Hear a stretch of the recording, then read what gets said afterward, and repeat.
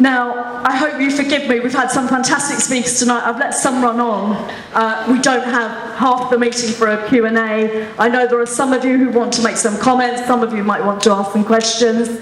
But we're going to have to meet again to deal with some of this. I'm going to ask people to put up their hands. I'll try and take a good mix of people. I don't think we've got a radio mic. Have I got a technician down there at all? Have I got somebody who can look after this mic down here? It might be that we don't have too much reach on this. Sorry about that if we haven't got a radio mic. Okay, let me just see those hands again. Okay, I'm going to take one from the front there, one from the side. Do you want to come down, because it's not going to reach to you? Would you come down, the black jumper and then the grey jumper, both come down. And you sir there, yeah, come down to start with. And you come round to the side here, and you. Yes, yes. You're going to have to come down because we will not be able to hear you. Just don't get too.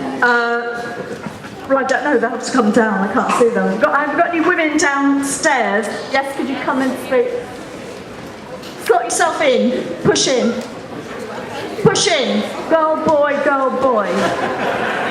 Well, there's fancy dancing. And if we can all make a brief, succinct contribution, yes, do come down. And let's see how many we can get through. Okay, just stop there for now, and then we'll see how we go. Just wait on the side, and we'll see how time goes now. Okay. Okay then. Say your name, and if you've got an organisation, or just your area. Okay, my name is Douglas Williams. My organisation is called Find Your Voice. And first, I'd like to say I'm very much inspired what took place today. Very much inspired. I was at a meeting in Tottenham at the Burnley Grant Centre to do what's happening in Tottenham. A very emotional meeting, very charged up. My question is now, when will we be able to merge together in Tottenham to make a stance what's taking place? So the question is, how can we come together as an organisation to make a stance?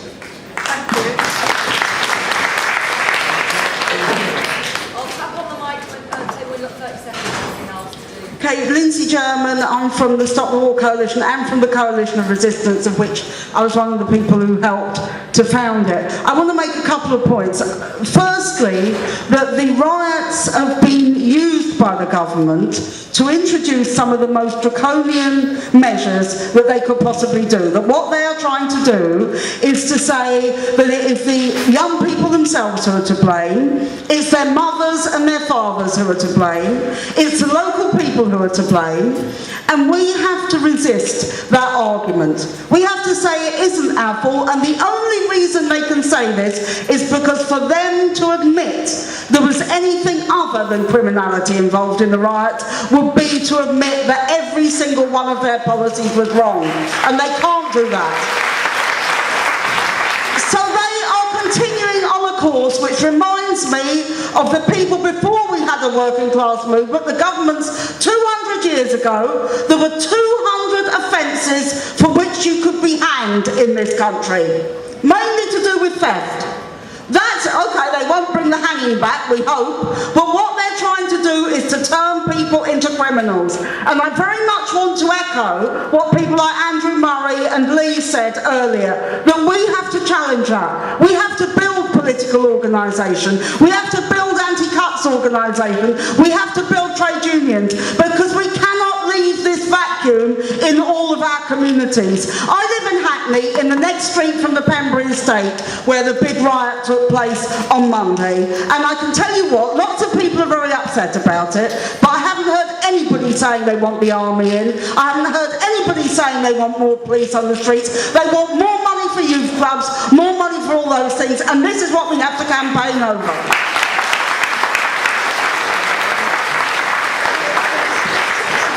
Hi, can you hear me at the back? Yes. Right. Alan Wheatley, Green Party and disability activist.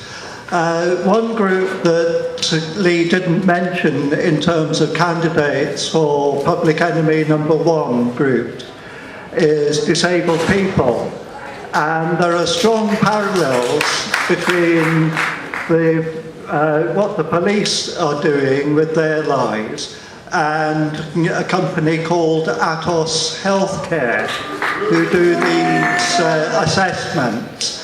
And it's ironic that while so many people have won tribunals with the aid of legal aid, getting advocates on their side, it is now that the government is restricting access to legal aid, especially for civil cases, and especially for benefits claimants.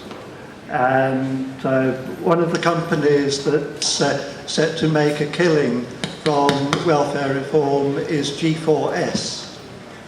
Thank you. Next, please.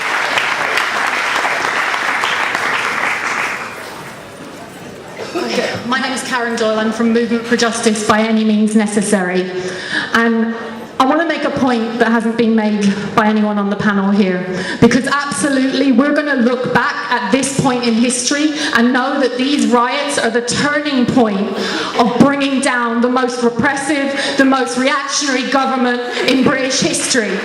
But we have to go further than that, because the cowardly Labour Party offer no solution either. The Labour Party, who have been on the TV condemning the youth, calling for water cannons, calling for the army, calling for plastic bullets, the Labour Party, who, let's face it, don't want to get elected because they want the Tory party to carry out the exact same cuts that they would be carrying out. The solution is an independent mobilisation of youth and the community every day on the streets if necessary, that goes beyond bringing down this government, that goes beyond winning victory for all those who face police brutality and police harassment. I just want to say one last thing. I'm Irish. I came over here when I was 6 years old in the 80s.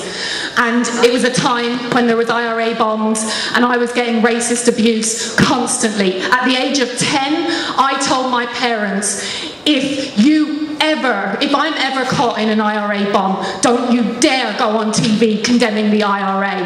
And that's the honesty of youth. And we have to stand on the side of those youth. Thank you. Right, my name's Sam, I live in Peckham. I just wanted to start with a little anecdote. I saw Boris Johnson, our lovely mayor, on the TV the other day, and he said, I don't know why everyone's talking about these economic and social conditions, because as far as I'm concerned, it's got nothing to do with it. And then the next question he was asked was, well, why do you think this has happened? And he said, well, I don't know. And I think if you look at those two together, there's an obvious answer there. I think we all agree that the economic and social conditions that exist in our society are the backdrop for these events. But I think we have to look deeper than that. I think, if you look at a newspaper any day of the week, it's very obvious to us that our world is in crisis. Everywhere you look, all around the world, things are happening. There's been the Arab revolutions in Egypt, in Tunisia. There's been protest movements in Israel, in Chile, and these events, they may not seem connected, but they have the same underlying cause, and that same underlying cause is the capitalist system. We live in a system that oppresses people. These same conditions exist over the world. We talk about youth unemployment in London. In Egypt, there was youth unemployment at 50%. These conditions are producing similar results, which is people upset and unable to take the life that the capitalist system that has given them. So I know when we talk about getting rid of this government, that's the first step. The first step is to organise to bring down this government. Thank you. But the next step is to replace it with a better system, which is socialism. Thank you. Just before you come in, sorry, can I just ask the people out the back, in the back area, if you want to continue chatting, if you can maybe take it into the foyer because it's really bad acoustics. Can someone out the back tell people out the back there, please? Thanks. I'll keep it very quick. We're going to have quick contributions from as many people as we can fit in, and then around 10 to we're going to just do a sort of summing up before we all go off for some refreshments before we go home, as many of us can fit in together. So quick contributions from as many people as we can. Thank you very much. Okay. Good evening, everyone. I'm Chitra Nagarajan. I'm on the management committee of Southall Black Sisters and also co-founded an organisation called Black Feminists. But like one of our speakers, I speak for myself tonight. It's fantastic to see so many people here thinking exactly the same as I'm thinking. Thank you so much. I'll keep it very quick. A few of us were talking about doing something along the lines of a listen up, don't crack down demonstration. I just wanted to see if anybody else would be interested in doing something together. There is a march already on Saturday, the 13th, from Phillips Square in Dalston to Tottenham Green, and that's from 1 p.m. to 3 p.m. So that's the 13th from... Do you want me to repeat that for you? Yeah, it's I can't remember the slogan. Is it provide a future for our kids? Yeah, and it's at 1 o'clock on Saturday, starting at Dalston, going to Tottenham, and yeah, everybody is mobilising for that. We'll see you in Dalston at 1. Is there a website or anything that people can get for more information? Facebook. Okay, thank you. Thank you very much. Hello, my name is Mattheus Dimitakis. I'm a student here at SOAS from Greece and a member of the Coalition of Radical Left back in Greece. Of course, I speak for myself. So just 2-3 quick points. It's funny, and I think you're going to laugh, but since I got here in London, I feel that my life is trapped into a time loop and things are repeating over and over again. I cannot describe the similarities of the events now in London and what happened back in Greece after 2008, when a young kid was assassinated by the police, really, and the whole country erupted into chaos. And I want to share optimism with you, saying that back then it was really chaotic and people felt the need to condemn what was going on, but that was the only way that people would actually not fall into depression. Something which happened later when the crisis deepened in the Greek society and there was no way out. And Thank you very much. Thank you.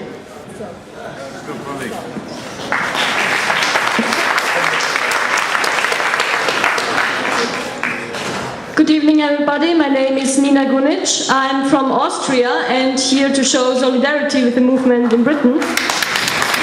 Thank you. I'm organized in the Revolutionary Communist Organization for Liberation.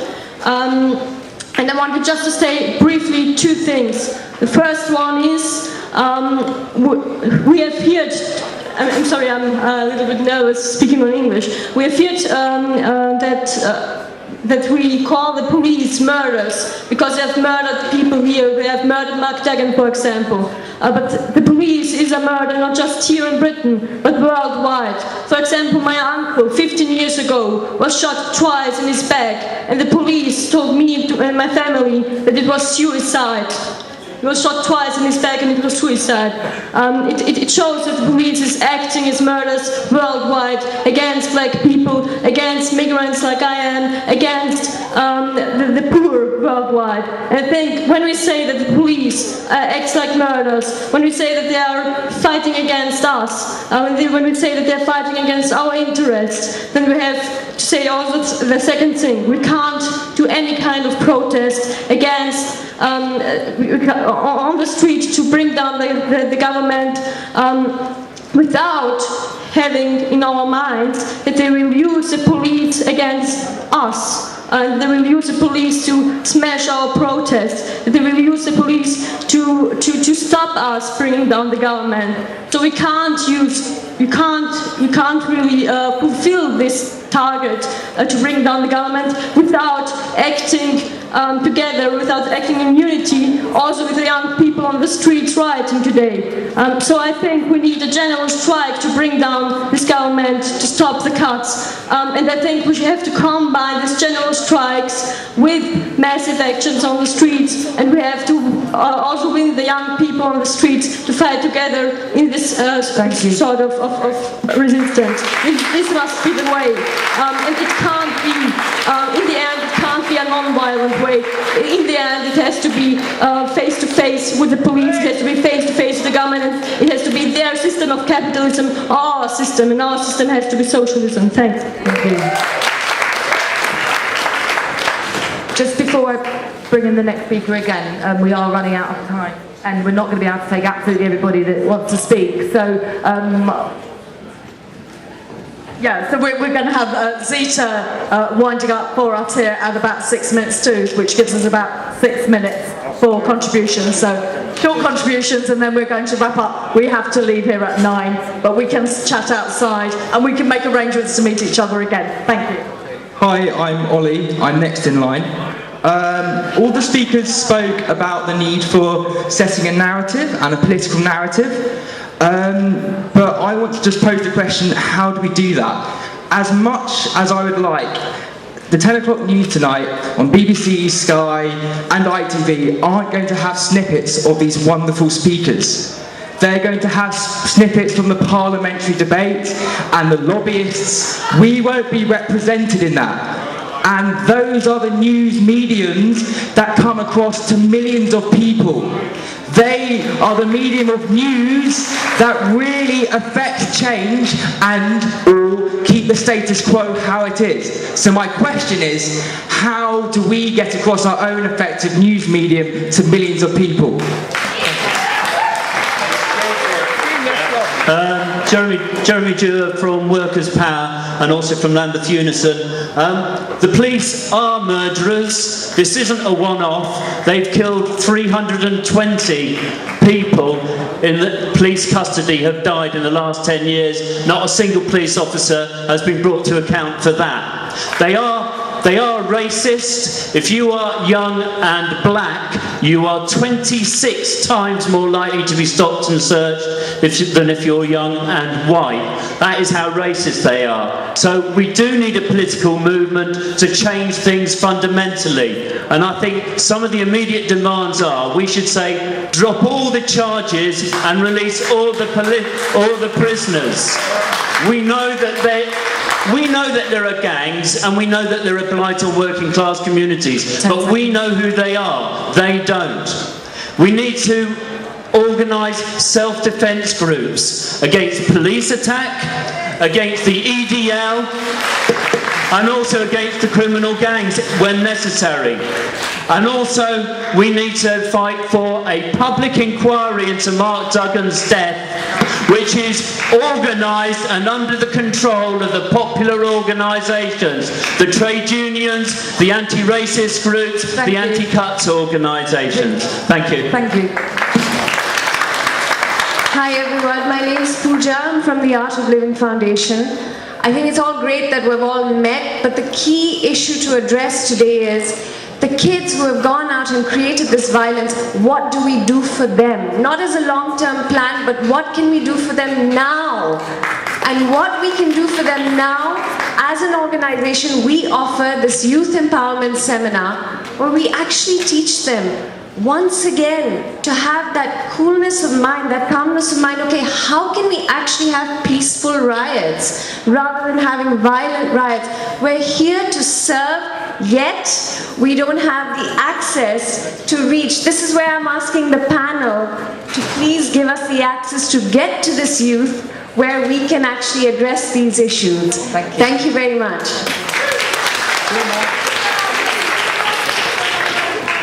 Good evening everyone, I'm going to have to make this short. I just want to say that I cannot wait for the day we overrun Parliament. For too long have they robbed us of our right to determine where us as the people wish to go with the future. As Dark as Hal perfectly said to that snide BBC reporter who he made a fool out of, this is an insurrection. We have a duty to uphold the meaning of the word. No justice, no peace.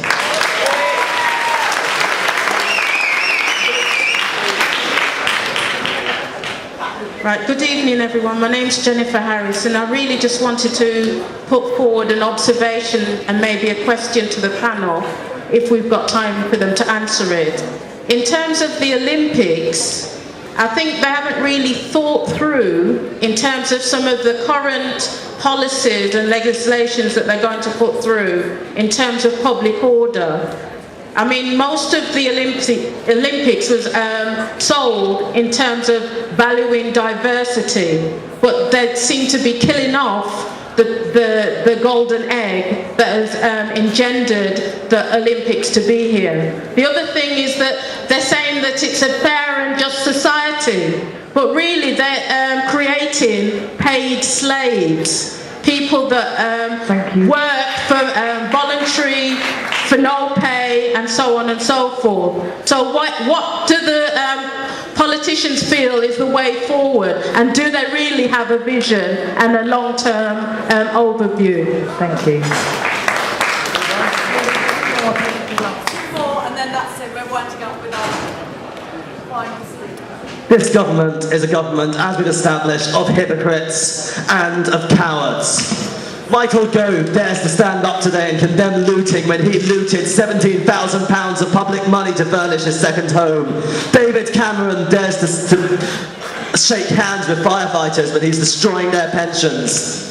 And above all, they are cowards because they thought they could come for young people first. They thought young people were an easy target. I've worked in the youth service for 3 years. I've seen campaign after protest ignored by Parliament. I've seen Haringey where the riots kicked off, youth workers breaking down in tears when 8 out of 13 youth centres there were closed. I had 4 people in the office only today down from Darlington, North Yorkshire, where the entire youth service has gone.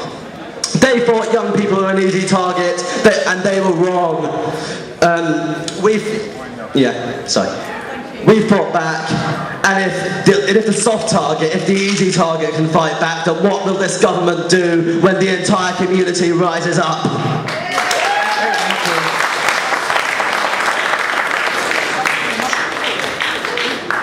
Hi, my name is Thais. I'm a student in Berwick, and I'm a member of the Marxist Society.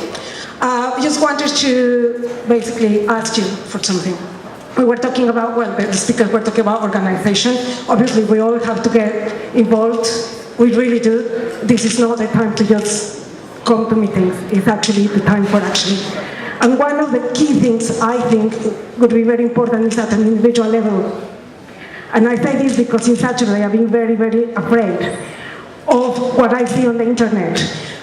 People like us, normal people, calling for what the canons, not just the politicians, they are calling for people to be packed to Afghanistan so they know what hardship is. I've seen people asking for like all kinds of cuts to civil liberties, including curfews and everything. So just what I'm asking you is if you see that, or if you have access to Facebook, whatever social networks you are, please make these people understand that that is not exactly what we should have. Thank you very much, and I'm sorry we haven't been able to take everybody else, but you have submitted some questions for us on a bit of paper here. What I'm going to do is read them out, and then we're also going to put them on the Coalition of Resistance website, and if there's any more discussion or contributions that people want to make, they can actually make it on the website or on Facebook. So somebody has said here, what is happening about a legal defence campaign for the young people? This needs to be a priority. We need to learn serious lessons from what happened to the Muslim youth with the Gaza protests, and I think that's an absolutely excellent point, and we should be thinking about saying something like that, so we'll look into that. Thank you to everybody. And now just Zita Holborn is going to just wrap up for us this evening. Thank you so much everyone who's come. Do go onto those websites. Do keep in touch. And if you want to do things locally, get in touch with us. We can help you with organising or with getting speakers or with whatever inquiries that you've got that you need to help you. Thank you. Okay, people have raised lots of points and there isn't time to go through individually what everyone said. But what I'm going to say is this is one meeting. This was organised in less than a week. That's not the end of it. We can organise more. Coalition of Resistance and Black Activists Rising Against Cuts have structures across the UK. So we can get meetings like this in every town and city, wherever people want them. We can work with people in the local community. I think what people need to do in their local areas is go back and engage with young people at any facilities and youth workers and spokespeople that work with young people so we can get to them and support them. We do need the legal support, so any lawyers in here or any of you know lawyers, we need them out there pro bono supporting those young people so they get the proper legal advice and support they need. You can go on both of our websites. We've got Facebook pages. We can keep on the dialogue. I've been asked to announce on 8th of October, 8th of October is the mass assembly for troops out of Afghanistan, Trafalgar Square from midday, and the 1st of October is the core European conference. Mbarak are also organising a justice conference, and I'm going to end now with a poem that I wrote this week, and I'm a performance poet, and I would normally read, it would be in my head, and it's not, so I'm going to have to read it out of my BlackBerry, and it's really small, so bear with me, because it's going to be like this. I called it Uprising. On the streets of Tottenham, flames ignite, frustrations explode, and the press call it riot. Our lives are cheap in the eyes of the police, protected by the cover-up from the IPCC. Government claim it's unacceptable. Their condemnation is predictable. The revolution will not be televised because the BBC had to take cover and hide. Politicians and pundits demonising our youth, refusing to acknowledge the plain and simple truth that poverty, deprivation and injustice are at the root. I hear the cry of anguish of those pursuing loot. They're not thugs or loutish or driven by greed. When government and police refuse to heed the pain and anger, signs and words of warning, they should have predicted the days of unrest dawning. When you take away the means to get an education, destroy the aspirations and hopes of a generation, take away lives and deny people justice, impose policies that are unfair and racist, take away opportunity and bar access to progress, you can't expect silence whilst you oppress. An uprising is a cry for help, for change, for people to listen. The way to respond is not to instigate division, isolating our young, labelling them as wrong. If you refuse to acknowledge and do what's right, there'll be no calm on our streets at night. Until you mend what's broken in the system, address the root, not punish the victim. You must eliminate poverty and discrimination. Take responsibility for the devastation created not by youth but by bankers and tax dodgers. Target the real economic and social destroyers. That's my message today.